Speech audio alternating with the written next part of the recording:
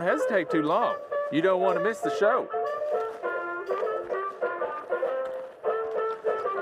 What show's on right now? Today, the Ghostly Serenade.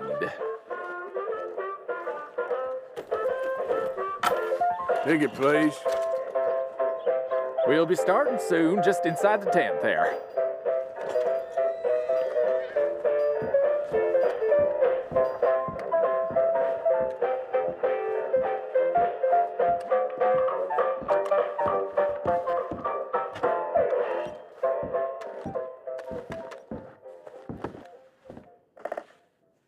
Greetings and salutations, gentlefolk.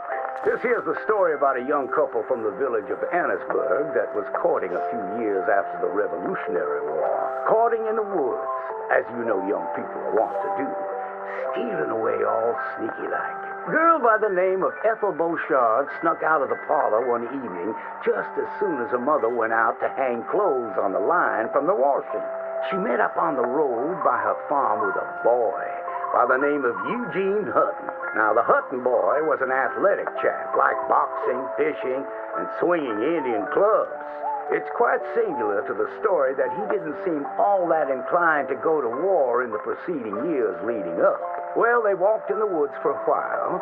Pretty soon they lost their bearings and no longer knew the north from the south, nor east from west neither.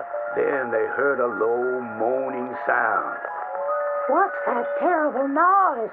she said all a-trim. "Must be a sick calf looking for its mama. They've been known to bawl like that. Let me take a look," said Eugene. Well, old Eugene went and disappeared around a tree, came out the other side, and gave her a terrible fright.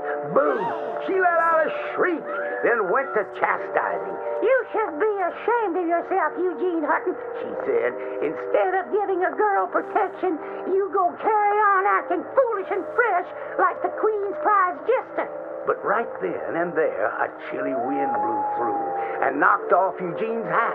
"I need to get back home. My mama has a terrible temper. She's like to stomp up and down if she finds out we're missing." She is a fair, stout woman, Eugene noted. But just then, before this couple of miscreants could head home, they heard the sound of heavy wheels, groaning, and people marching.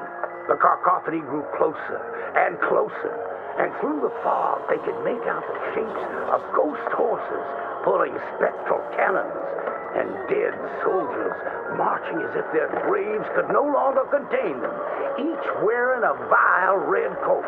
"You will pay for your moral transgressions," the dead soldier howled, and cut his head clean off. Miss Beauchard shrieked in horror as Eugene's head landed right in her hands, his eyes still darting about, attempting to discern what horror had transpired. Little Miss Ethel Beauchard ran as fast as she could, stumbling and getting caught on trees as she tore through the forests, terrified for her life, the dead soldiers marching after, hungry for blood. When she returned home, she told the people of the village that an army of the dead had taken Eugene within the confines of the fog. British soldiers who died protecting tyranny were rising from their graves as if to continue the fight for the demonic English. The townspeople erupted in fright and dismay until one daughter came forth and accused her of witchcraft. "She raised the dead to murder that boy for his pursuit of unwanted advances," he said. "So she too must perish." And that very night, they put her to the stake and burned her dead. Now let that be a lesson to you young ones not to go courting in the woods, in case the English lurk there still.